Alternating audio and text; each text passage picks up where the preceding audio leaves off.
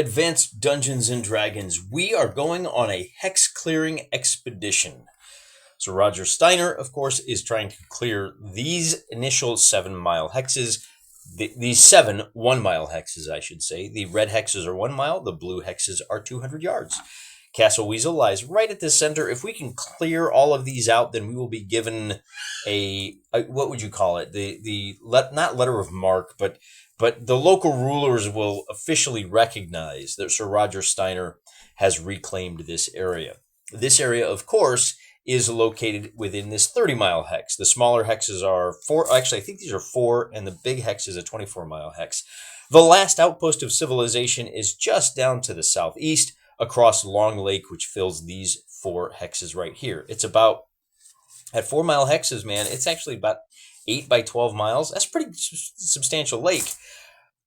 There isn't any cargo traffic across the lake. Everybody needs to come around, and that may be important later on in the video when we talk about what our next step in reclaiming this area is. If we can reclaim the 7 hexes in here, then we can reclaim the 4-mile hex, and once we get this whole thing going, we've got ourselves a little kingdom way out here on the edge of civilization. You know, I did misspeak earlier when I said that the village over here across the lake is the last outpost of civilization. We have claimed that title for ourselves, way out here in the Wolflands, so called because when you're in the Broken Lands, well, I shouldn't say when you're in the Broken Lands, when you're in the larger regional area, we rolled a whole lot of wolves. Today, we're going to talk about the aftermath of the last video in this series, where we used a rule set called Bladestorm to find out what happens when 10 guys, 5 archers, 5 light infantry, I think I said they were all light infantry. The light infantry has bows and swords. Don't stress out about it. 50-50. We'll talk about that in a second. We used Bladestorm, and I should throw an apology to some of the commenters who rightfully called me out when I said, "Oh, you did the ogre fight using Dragon Rampant, and I'm trying to do AD&D," and then I just go ahead and do the other. And I just go ahead and use my own. What can I say? It's okay when I do it. Do as I say, not as I do. We're experimenting with a lot of different things here. All I can really say is that I'm sorry. I should be purged. Here we go. So this is Castle Weasel. It is a huge ruined pile, or it was when we first encountered it. Roger Steiner's brothers tried to reclaim it. He got word of it. He came back out. This whole wall was trashed, and it is now being repaired. On June 1st, this tower will be completed. I should point out, I'm paying an actual architect to draw these plans. The plans that you see here are my completely non-architecturally sound design. It's a little bit janky down here. The architect's plan's a lot more solid. We beefed up the foundation over here of Castle Weasel. The little circles, this is a wooden palisade that will exist until we get the whole thing, this whole tower built and everything enclosed, as I said, on June 1st. At that time, we'll probably take out this moat or maybe just expand it across. See, we got a little outcrop. This portion of the castle is a little higher than this one. And the road is going to bend around. And I think what's going to wind up happening is the old village surrounding this castle was over here across the stream. It's called Swearingen. New Swearingen, we're going to move it to this side of the stream. We'll build a little mill pond and a race up here once we get the frogs cleared out. And we'll try to keep everything on this side of the stream. That way, maybe we can build a wall along the stream, and we'll have a little bit of a defensive feature, which we need to think defensively. When this was originally built, this was civilization. The whole this whole area, there's ruins all over the place. There's a tomb over here. We call it the Reddit tomb. Well, now that we're reclaiming it, we are reclaiming it from the bitter wild, so we have to think a lot more defensively than they did. And that's why we're building a tower at the weak point of the castle. This is where the wall had been knocked over, probably by a giant, maybe an Ankeg, couple of trained Ankegs or some of those land sharks. All right, so before we take a look at the aftermath, there's another little thing I need to point out to you, and that is the nature of running campaigns like this in one-to-one time. And specifically, we need to talk about the fact that the classic definition of one-to-one time states that when no play is ongoing, for every day that passes in the real world, 1 day passes in the campaign, so that you're always trying to catch up to the campaign. In our case, we're going to turn the page back a little bit. And since we've been kind of out of action for over a month, when you're playing in a solo campaign like this, you are well within your rights to say, what happened while we weren't looking? Let's look back in time and see what was going on. Let's see how the ramifications of our little scenario played out. And you generally don't want to do that when you have multiple independent adventuring parties, or I should say adventurers, because if you're doing a sort of turbo west marches where you've got PvP actions, when one party is engaged in an activity in an area, then they essentially lock down what's going on in that area for everyone in the campaign. If you go back in time, you have to be very careful about how that works. If they've gone and cleared a dungeon, then the next guys to come a week later, you can't turn the clock back and say, well, they had a week to kill. Maybe they went and beat them to the punch. No. They already did that. You have to avoid paradoxes. So there is some reasonable adjudication that has to go on with this kind of retro. What do they call that? We're gonna retro canon retcon. That's what it is. Retcon it. Make it retro canon. I think that may be what that's short for. You don't want to remove the impetus and the motivation for people to be the first with the most. Whoever gets to the dungeon the first with the most gets the most gold out of it. And you don't want to negate that with later people coming in with additional knowledge and taking advantage of that situation. You have to be fair to everyone involved. Now, this does somewhat limit the concept of total player autonomy. Again, all of the stuff in here is subject to reasonable interpretations. You can take any rule way too far, even one-to-one time.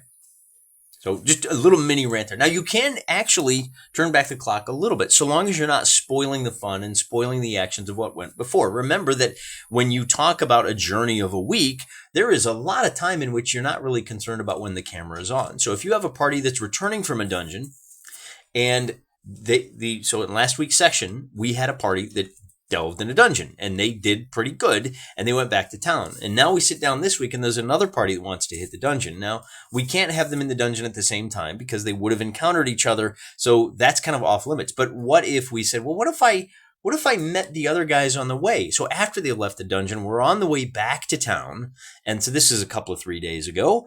We've turned back the clock from today's session, and they talked and compared notes, and this party said, yeah, you're going to want to do X, Y, and Z. Now, maybe this party feeds them good information that enables them to get a good haul themselves. They build trust. They become kind of loose allies. Maybe they feed them bad information. If you tell the dungeon master ahead of time that you're planning on going to hit that dungeon a couple of days after party A, then you have time to ask the party. And alternatively, you can use like some of the instant communications that we have right now to call up one of the guys, shoot him a text, shoot him a DM. Hey, man, these guys want to know what the dungeon is like. Are you honest or not? And the player says, yeah, no, we're going to feed him a whole lot of bad information. The DM feeds him bad information. And some of these characters might be run by the same players ran some of these characters. So they know the information is bad, but if they're playing reasonably, they're not going to use that player knowledge. Or even better, they'll use that player knowledge to make life even harder. And every time there's a decision to be made based on what the party B thinks is going to happen, he makes the wrong choice because that leads to catastrophic failure, which can be delightfully funny. So a little mini rant there on turning back the clock. We're, of course, solo wargaming, so we're trying to be honest and fair with ourselves. So when I say we're turning the clock back, what I mean is we sent the first foray into the watery tart pond to start clearing the toads out on the 15th of March, the Ides of March. We sent our first guys out. Now we know from last week's miniature war game that every time we send an expedition, we're going to suffer 2 casualties and we're going to kill 2 frogs. So the first thing that I want to talk about with respect to that is that casualties are not deaths. Sometimes it means the guy is hurt and he's out of action for that. Well, it always means that he is no longer combat effective on the table. But what that means falls into 3 general categories. We've talked about this before. Either the figure, the NPC, the light trooper is dead. He might be just lightly wounded. He laid down. His nerve broke. He ran away. He'll be fine tomorrow. He may have a little bit of a limp for a few days, but he's okay. Or maybe he has to sit out for a week. If we take those as equal possible outcomes, That means getting rid of 36 frogs will cost us 36 casualties. We'll have 12 dead, 12 have to wait a week, and 12 are back into action right away. That means that to clear out the lake, we're going to have to replace 12 of our guys. Okay. The second thing it means is, how many forays are we launching into the environs around Watery Tart Pond? I would say we could get away with 2 a week. It's only 6. It's like a half a mile away. It's right there. And so given 2 a week, that means that what we're going to be able to do is clear that out in 9 weeks. And that's why we're turning our attention back to March 15th. Because if we start counting ahead, what you'll find, right? So March 15th, it's 2 weeks in March, and then 4 weeks in April, and then 3 weeks in May. So by late May, and I actually have this, so by the end of May, maybe we have to skip a session or two. Some of them go really badly. Some of them no one gets hurt. On average, what's going to happen is that we're going to be done about the end of May. And we have to replace, hey, well, I wrote this out, and I already ran the numbers, just so you know. We're going to have to recover 12 guys. And I'm actually going to consider this 20 guys. I'm just going to say I need 20 replacements. So if I show you how that breakdown is here, we're going to wind up with 12 dead. We're going to wind up with 12 badly wounded. And I'm just going to say, what if we call it 8, another 8 that are badly wounded, they're like done, and we need to actually replace them. So even though they're not dead, they're badly enough hurt that we definitely need to replace them. They're going to get put onto some kind of work detail. We're going to take care of them, right? This isn't the GWOT, the Global War on Terror, where when the veterans come back and we've got a VA that's primarily interested in feathering the nests of politicians. We're going to take care of them one way or another. It's going to be expensive, and we're just going to roll that cost back into the cost of the replacement. So even though with a 1/3, 1/3, 1/3, I really only have to replace 12, I'm going to charge 20, and that makes the math really easy. Because if I have to replace 20 guys, I have this all laid out over here, nice and neat. Basically, I'm going to charge myself to replace 1 unit of light foot. Remember, we had light foot and archers, and that's going to cost me 400 to equip. And then 280 a month. So it's 400 plus the lieutenant, and so that's going to be 680. And then for the archers, again, 850 to equip, plus the big boy 200 gold pieces a month. It's going to be 1800. So that's for 21 of them, right? So even that's a little bit high. So basically for these one sergeant and 9 infantry, it's going to be 850 plus 360. Altogether, that's going to set us back a whopping 1900 smackers. Did I get that right? It's 850 to equip, plus we only got to pay for 1 month because our guys are paid up through May. So that's going to be, I think I underbid. I need to look at this again because the 200 was for a lieutenant. Let me run the numbers again. I'll be right back. Got it. For 10 guys, it's 400 to equip plus 40 a month. That's 440 for the light foot. For the archers, it's 850 to equip plus 80 for a month. That's 930. That all tallies to but 1370. I'm just going to log 1400. The extra 30, as I said, will take care of our veterans. Salute. The other thing that's going to happen is 3 days ago, new settlers arrived. And here's where I got to be completely honest with you. If you read the rules on hex clearing and settlement in this tome right here, we're playing a little bit fast and loose with that because the rules say you don't get to start building a castle until you have already cleared out these 7 hexes. Once these 7 hexes are cleared, then you can start building a castle. But we did this a little bit backwards because we found a ruins that we could patch up. It would take us 1.5 years to build the castle. We don't want to wait that long for obvious reasons, mostly relating to YouTube. If you're doing a solo campaign, you may be perfectly happy with that. In our case, we're kind of starting with the castle and doing it all at one time. So that being the case, we said, well, it's early in the calendar. So the new settlers are going to start showing up this week. And that gives us an opportunity for some adventure because, as I said, we have a much bigger area that we're adventuring in. And if you look at the hundreds of miles in every direction, it's about 100 miles in every direction. So here's Corvusburg. That's the last settlement that I was talking about. And here we are in the near Deadwood. And so the settlers who are coming from civilization, which is over here, they're going to have to make their way to Corvusberg and wait for our boys. They're going to come around Long Lake. It's about a 2-3 day journey by wagon. Wagons are very slow. And they're going to get, now the good news is these guys are going to get the pick of the litter. They're going to get the choice of where they build their farmhouse and which fields they get. They're going to have a lot of work because they got to clear out those fields. But they are former farm fields, so it might not be as hard as it might otherwise have been. I do also want to take this time to point out that a couple of commenters have said, wait a minute, how are you getting all of these guys? If you read the rules very carefully in the DMG, you will find that your city has a very limited supply. Maybe, like, I get your point. I understand what you're trying to say, but I'm not just worried about Harrington. That Lord Stephen of Harrington, he's the guy in charge, which 3 days in this direction, right? So it's somewhere right about here.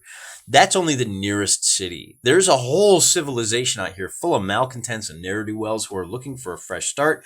We're taking advantage of that entire region, not just that one city. And that's our rationalization and justification for kind of ignoring the limits on how many hirelings you can pull out of a given settlement. Alternatively, maybe Harrington, I could be completely wrong about how big it is. Maybe it's a metropolis of millions. Hey, it could happen. I'm not worried about it because, like I said, we're out here on the edge of civilization, out here on the edge of adventure. So if we look at this a little bit more carefully, it says, and this is where we get to the next scenario that we're going to develop. It says, as I said, a scale about 200 yards per hex. And if you read this, after mapping the central hex and the 6 which surround it, this is the 1 mile hexes, workers can be brought in to commence construction of the castle. Well, the workers commenced construction hundreds of years ago, as I said. While the construction is underway, the character should be exploring and mapping the terrain beyond the core area. So this is a kind of an interesting scale effect that Gary is playing with here. He says, when you are exploring these 7 hexes, you should be checking for encounters every 200 yards. And that's what we did in this hex. After you clear out all 7 of these, then you start looking at each 1 mile hex. So, for example, if we get done with all 6 of these, then I'm not just going to look for encounters in every 200 yards of this hex. I'm just going to look at this whole hex as a whole. And then you scale up once again. It says there are many 1 mile hexes and a 30 mile campaign hex, so conduct movement and random monster checks as normal for outdoor adventuring. Any monsters encountered will be noted as living in a hex as appropriate until driven out or killed. So you basically just wander around and, the movement rates, maybe you can move 5 miles in a day. You can check 5 hexes in a day. So things start to speed up while you're moving, while you're zooming out and scaling to the appropriate level. There's a little bit of contradictions in here because he says, Gary, of course, says, once a hex is cleared, no further random monster checks will be necessary, except once a day to see if a monster has wandered into one of the border hexes. Once per week, a check must be made to see if a monster has wandered into the central part of a cleared territory. There are modifiers, posting and placing skulls, carcasses to discourage intelligent creatures. We've been doing that. We're sticking up frogs. And that's, one of the other things I should point out. I think our Lightfoot, because they are proving so adept at killing the frogs, they might adopt they might incorporate that into their esprit de corps. Couple of commenters, once again, I'm very impressed. They said, hey, you know what? These guys are going to get smarter as they go. They're not going to use the same tactics that lead to a 1-for-1 trade-off. That's terrible. They're going to start bringing dogs in. They're going to start using gig hooks. If you don't know what that is, when you go gigging for frogs, it's a long pole with a fork on it that's got 2 barbs sticking back, so you jam them. Now, I don't know how that would work with a frog that weighs 150 pounds, that is basically 4 feet tall and stretches out to 6 feet from snout to tail. I wouldn't want to be on the receiving end of a frog leap using one of those, but maybe that's just me. Good ideas all the way around. Somebody said, hey, it's springtime. That means you're going to have a lot more frogs being born. Yeah, that's probably true as well. I'm assuming that these 36 frogs are the giant threat frogs, that a frog that's the size of a house cat isn't a threat, and those maybe will be gigging or on the side, again, kind of below the resolution of what we're doing, but I did want to point out that there are all kinds of different ways to run these things. No two campaigns using this exact same suite of rules is going to look exactly the same. There are millions of possibilities in here, and should you decide to embark on this adventure yourself, yours will look nothing like mine. So back to our general rule review. If we have strong patrols leaving evidence of their passing, totally doing that. If we have organized communities whose presence and militia will discourage all but organized groups who prey on them or certain monsters, well, I think the castle may count as that. And of course, now here in April, we're bringing in farmers. We're going to deputize them. We're going to be able to have a little bit of a militia thing going here, but we'll have to look at that in a later episode because, as I said, they're going to have to start using the materials from Swearingen to start rebuilding new Swearingen, which will be these 5 hexes right here, as I said. Now, Gary also says in this rule set that you should check. There is a 1 in 20 chance somewhere in here. I can't find it right now. But he says there's a 1 in 20 chance that you have an encounter. All right, well, that means you're going to have an encounter on average every 20 days. So if we haven't done this in 20 days, yeah, we're going to have an encounter. I'm actually going to roll 2 encounters, and whichever one I roll first will be the first encounter, and then whichever one I roll second will be the second encounter. And he tells us right here, about once a week, on a sweep basis or daily forays, the character will only check once per week for incursions and monitoring monsters. So I got, it says once per week, but then modified for this. So I just like in general, to get through the next couple of episodes, let's generate a couple of interesting scenarios. It says if they must be made on the inhabited table, on the uninhabited/wilderness. They are made on the inhabited table if a road goes through there. Okay, let's see. If no road goes through, then 1 check per week is necessary. If a road goes through, 3 checks per week on the inhabited table. Well, we don't have a road, so we don't have to make the 3 checks per week. And remember, 3 checks per week largely will come up with patrols, at least according to this, inhabited areas and uninhabited areas.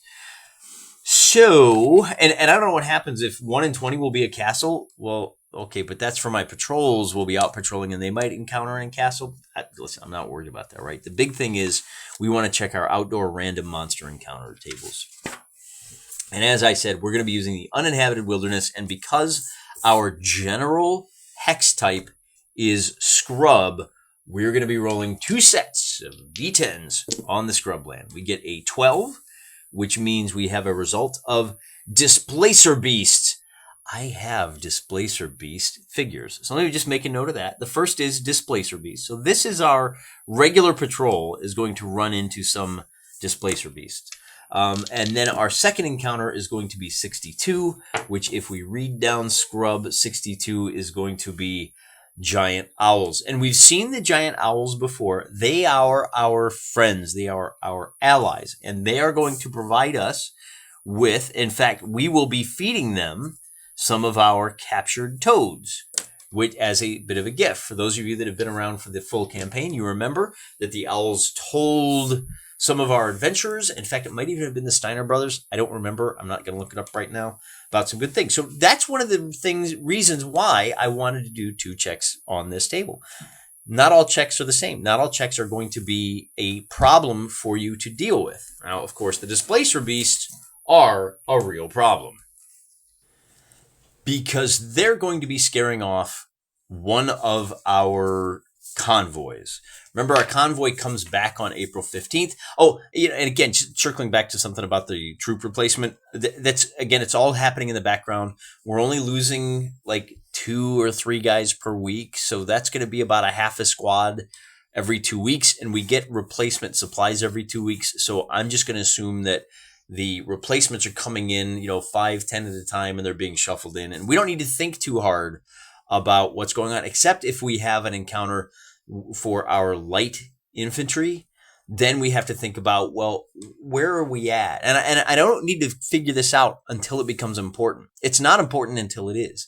And when it's important, then I'll say, oh, you know what? I guess we only have about half as many guys as usual because we're waiting on the next series of cannon fodder to plug into things.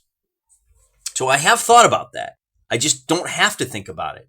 At least that's as far as I thought. So the big question is going to be, how many Displacer Beasts do we have? I hope it's 2. I only have 2 figures. I may need to proxy some wolf miniatures in or some lion miniatures. Probably some lion miniatures because these look like big cats. And as I said, they're going to be encountering our wagon train, and we'll have to figure out a fun little scenario where we're trying to protect the wagon train. We may lose some money on that, which, let me roll the dice first. So yeah, 2 Displacer Beasts are going to attack our wagon train. And that's going to be interesting. Displacer Beast times 2. And I should also, one thing, I know I'm a little all over the place today, guys. Life is busier than ever, and I didn't have time to sit down and do a whole lot of show prep. As I said, and honestly, this campaign is getting really, really complicated. As I said, it's going to cost us 1,400 gold to replace these frog hunters.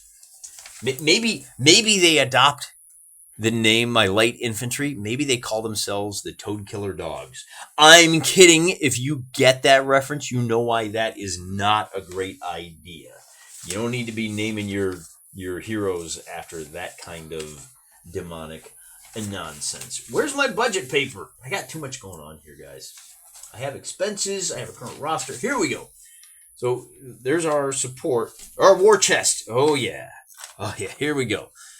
So we have 9160 at the castle. I'm going to take off another 1,400, and that drops me down to 17,500 in Harrington. Because my replacements are coming from Harrington, we're going to draw a note on the bank. Remember, we have 9,000 gold pieces at the castle. We can use that to buy off some people. We did that with the ogres. We just bought them off. Hey, can we buy your home? Fire sale prices. We went full Black Rock on them ogres. So the owls are going to give us a little bit of a bonus. We may decide that the owls will give us a surprise bonus on this encounter. They fly around. They go, hey, I saw that you're, they don't like the Displacer Beasts. They don't like the competition.